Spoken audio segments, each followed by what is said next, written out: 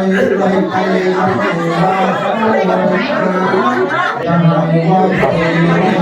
ิ่งอยู่บ่เอาวิ่งเอายาดมบ่ใส่ดมยา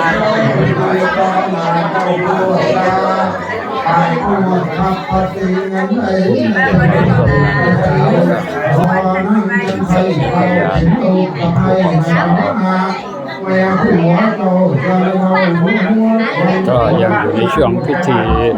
สู่ขวัญผู้บ่าวสาว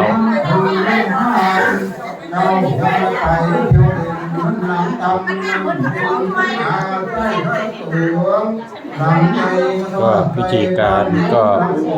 ได้เดินดำเนินการตั้งแต่7 โมงเช้าครับเริ่มจากสู่ขวัญน้อยให้เจ้าสาวแล้วก็เข้ามาสู่ในพิธีสู่ขวัญอย่างผู้บ่าวสาว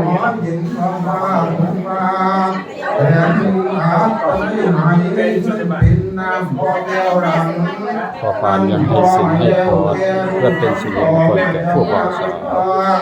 ทิ้งท่านยายให้ใจอย่าทำเหมือนเดิมเที่ยวตาข้าให้กินซีนให้เจ้าทรงนั้นอะไรทิ้งป่าให้เจ้าทรงนักยาเป็นสวาขุนกวางสู่ไพรซึ่งในแต่ละท้องถิ่นอาจจะแตกต่างกัน